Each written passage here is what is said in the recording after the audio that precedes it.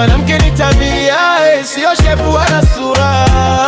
Ni tabia, mwanamke ni tabia, sio shepu wala sura. Mwanamke ni tabia, sio shepu wala tambuzi, ana shepu na sura. Usidanganywe na uno lakina Hopu na Sara walivyobeba nyuma shepu kama chura.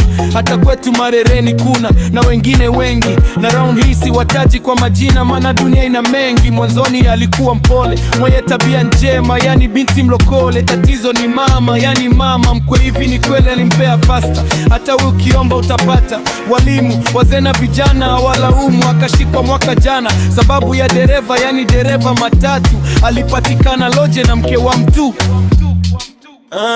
Mwanamke ni tabia, sio shepu wala sura.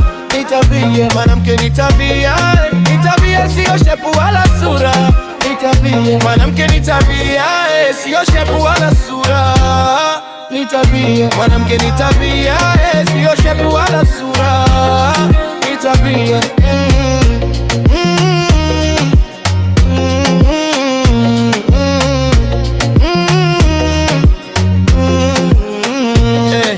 Histori nauma, kitazama kwa kina, ilikuwa ni aibu. Tuliona mambo ya ajabu, sikutegemea atakuwa na listi ya watu wengi. Waliokuwa karibu walishuhudia mengi. Mumewa alipopata bare ilistuka na kuzirai. Aliona kama utani, akamka tena kazirai. Haikuwa rahisi kumjua mkewe ni malaya. Alipokagua simu yake ndo alijua hayada, mwanamke huyo ni shetani, hana huruma. Unalishwa na vishwa na bado unadangaa. Nasikia amehama kanisa, potazama wapi kwa sasa?